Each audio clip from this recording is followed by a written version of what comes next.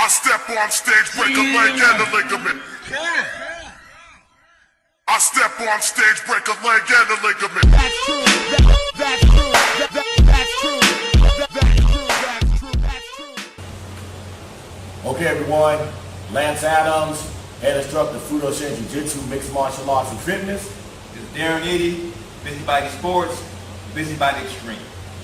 Okay, everybody. What we're going to do today is that we are going to kind of break down what we feel is the important components of being a mixed martial arts fighter. Okay, a lot of people out there want to know what does it take, what do I have to do, what do I have to go through in being a mixed martial arts fighter. So here at the Warrior Warehouse, we want to know, we let you know our take on what we look for when someone walks in the door and say they want to be a mixed martial arts fighter. So we're going to break it down. We're going to get lengthy into it. We're going to save that for other clips that we're going to do. But we're going to start as far as first thing is the certain basics that we look for. First thing that we ask a person as soon as they come inside of our gym, as far as they say, I want to do mixed martial arts, the first thing we ask them is their goal. What do they want to do? Why do they want to be a mixed martial arts fighter? Because that's very important, because in order to know where to take them, we got to know exactly what they're looking for. So that's one of the things that we're asking them for. Okay, so let's talk about the term mixed martial arts. Okay, everybody looks at MMA, mixed martial arts, but the key thing is martial artists. Martial artists. So the first thing that we want to know, do you have a base? Do you have a base in something? Because a lot of people sit back, watch MMA on TV, they watch UFC, they watch Bellator, they watch Glory, which is Muay Thai and kickboxing, and they, oh goodness, I want to do that. So they expect that I'm going to come right off the street and I'm going to jump right into this, and they do not realize martial arts. And for most martial arts, serious martial arts, some of these people have had 3, 4, 5 years experience in martial arts before they get into mixed martial arts. So one of the first things we ask them, do you have a base? You done wrestling? Have you done judo? Have you done any type of kickboxing? Have you done boxing or anything of that matter? Because you got to have something to build upon, because that's going to make a difference in how well you can actually catch the things that we're trying to tell you to do. Unlike somebody who's just green, it may be a little bit harder for them to know what the proper punch is, how to move your feet, what a proper takedown is. So actually knowing whether a person have a base or not is very, very important when we start trying to talk about mixed martial arts in general.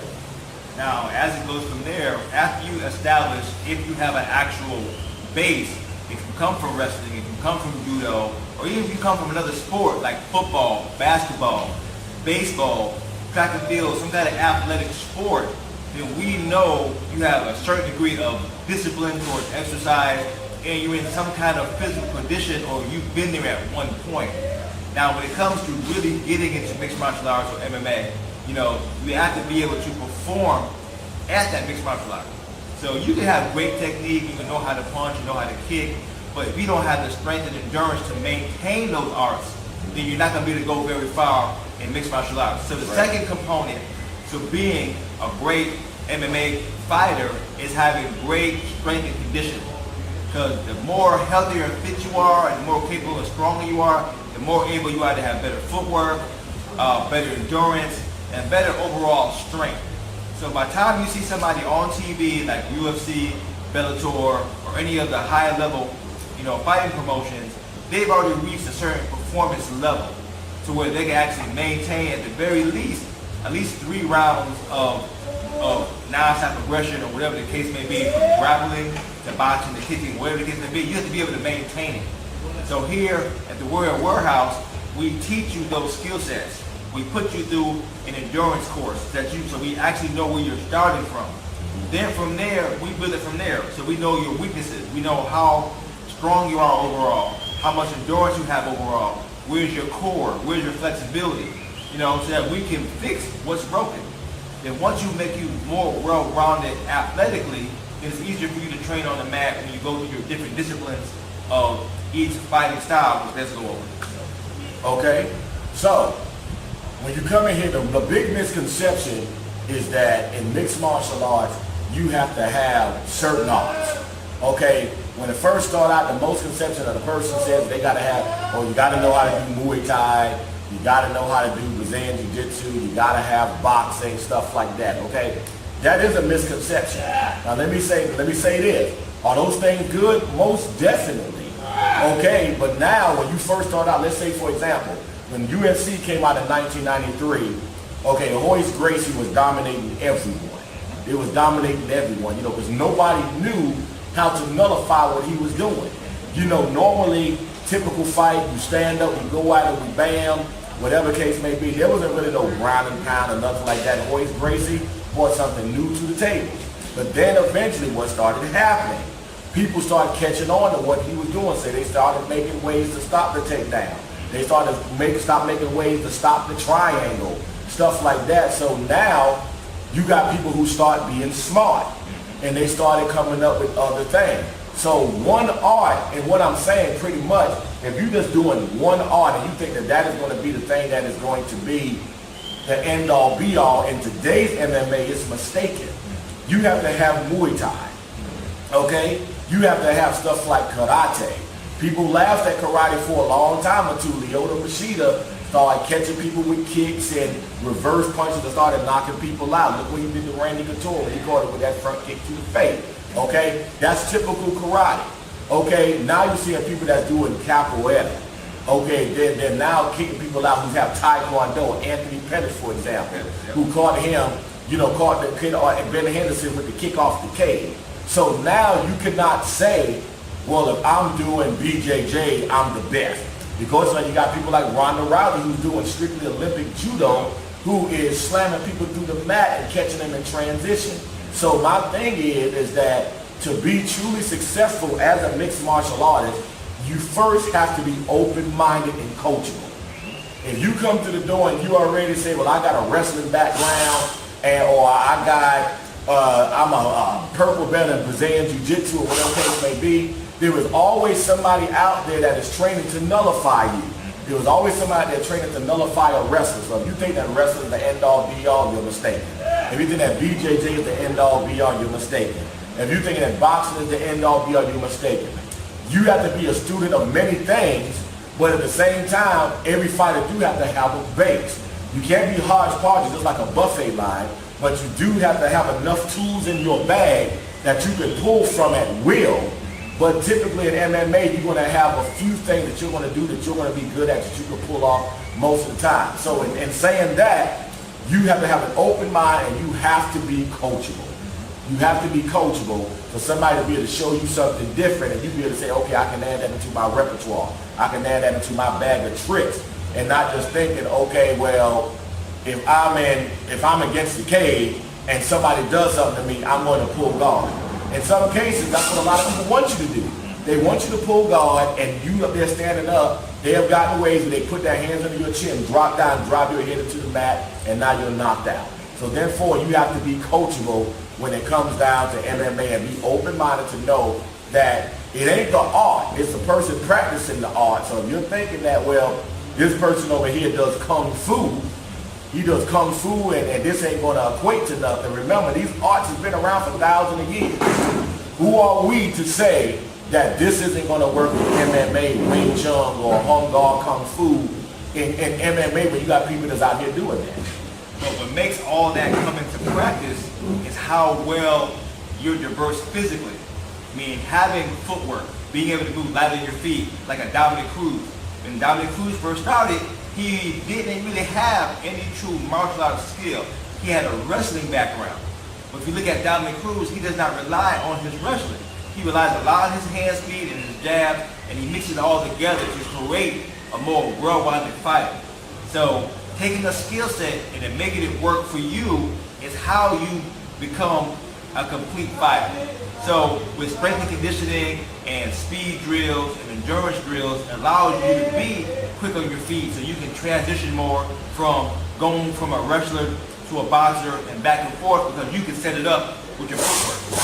Secondly, being able to have the endurance to grapple for 2 to 3 minutes to get your opponent to the mat, things like that. Or to have the power to hold somebody down and hold them in transitions and the flexibility to do arm locks, leg locks, or whatever the case may be.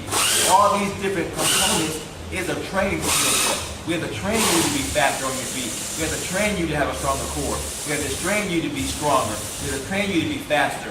That's what bigger, faster, stronger is all about. Strength and conditioning, sports performance training gets you to that point to where you can take all these individual skill sets and mix them together.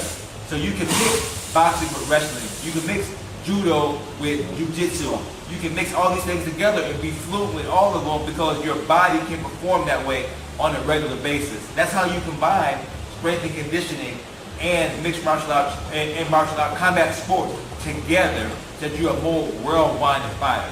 So if you're training somewhere and you want to be a fighter and you don't have a good sports performance or conditioning program, then you're going to be lacking when you get in the ring. Because it's not all about technique. It's all about how you apply that technique. Being able to close the distance real fast. Things like that comes with, exercise and performance training. So when you evaluate yourself, realize what you don't have. So if you're a great martial artist, but you're not in very good shape, naturally get in shape. But if you come to the door and you're in great physical shape, but yet you have no skill set, then you get a skill set. So you find a gym that combines all those components so that you're more well-rounded. That's what the Warrior Warehouse does. It gives you all those skill sets that we're more well-rounded, so you're a more complete fighter. That's the name of the game. How complete can you be as a fighter? Now don't get me wrong, you can have one trick. Like, you have a hell of a right. That may get you out of some problems, but not out of all.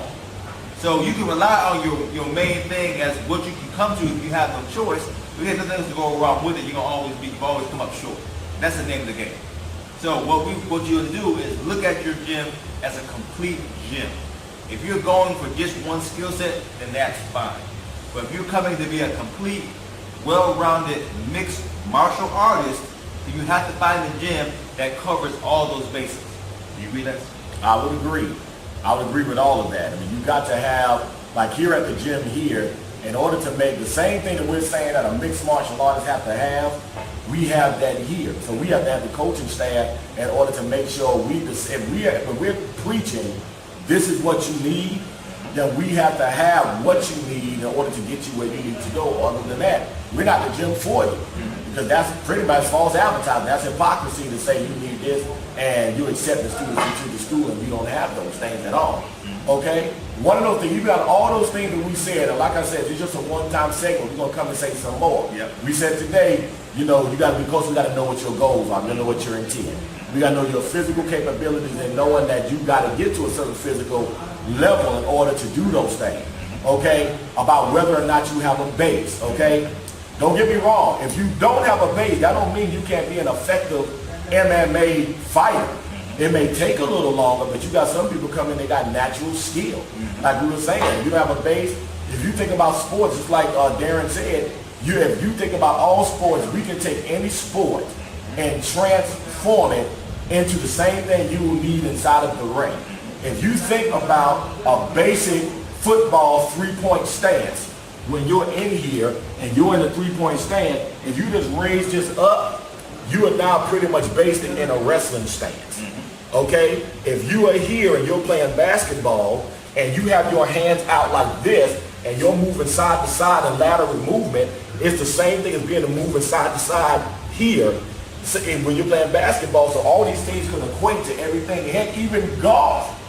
When a person is swinging the golf club and they come up and they follow through, that's the same thing as I'm hitting, I'm throwing an uppercut. So you have to think outside the box, so you have to find hidden gems in anything that a person can do.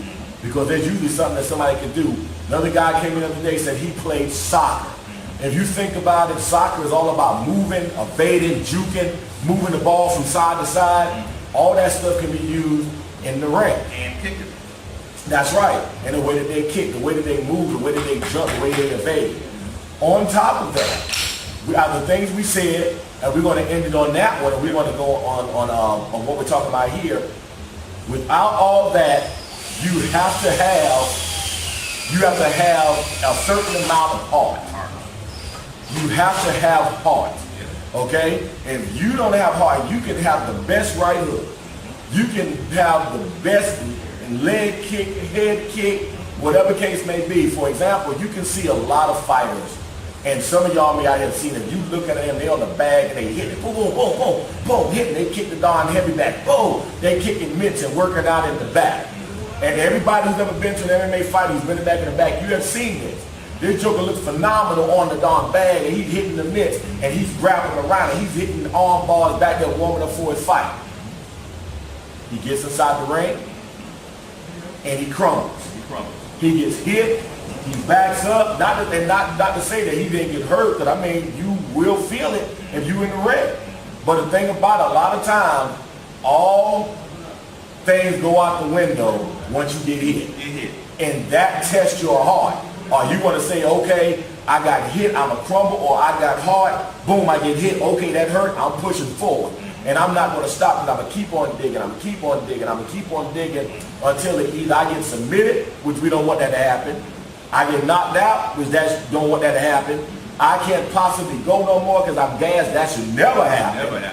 Or I go to the decision and I just happen to, that ain't my day, and that also should happen. You should never leave in the hands of the judges anyway, if you can help it. So out of all those things, you can look wonderful, people can look in here, you can be as fast as Muhammad Ali to the 10th power, but if you don't have heart, if you can't keep pushing forward, and that's through all the training, not just in the ring, but also when you in training.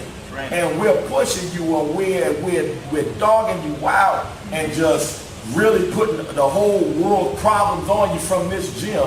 If you don't have that, you may get to one fight, two fights, and you may have been dominant because you caught the guy first, but there's going to be that one out there. That's going to test your mettle. That's right. You're going to get tested in fire, and you're going to see how much heart that you have. When you hear about those guys that are sleeping in and that made it to the UFC that have slept in their car. Okay, it ain't just heart in the mat or heart in the ring. It's also heart just to succeed. That's working full-time job, 12 hours shift, and still get off and come and put in 3 and 4 hours in the gym, and they get just 3 or 4 hours of sleep trying to push. I'm not saying to be fatigued, but you have to realize that this is what you want. You have to have a heart on the ring. You have to have heart on the mat in your gym, and any training scenario that you're going through in order to make sure that you make it. So like I said, we just give you this is our first segment on understanding what it takes to be an MMA fighter. You're going to see some other segments on how to get better strength and conditioning, how to find the right coach, how to find the right training, and put all those together. So once you understand each step to it, then you have a better chance of being successful in the ring. So once again, this is Darrin with Busybody Sports, Busybody Extreme. This is Lance Adams, Judo Shin Jiu-Jitsu, Mixed Martial Arts and Fitness, Columbia, South Carolina. And of course, our team is Team Beast Mode Killers, the Crossbones. And when you hear us, say, "Ow!" You know you finished. We in the house, baby. Yep. Till next time. We out. Have a good one.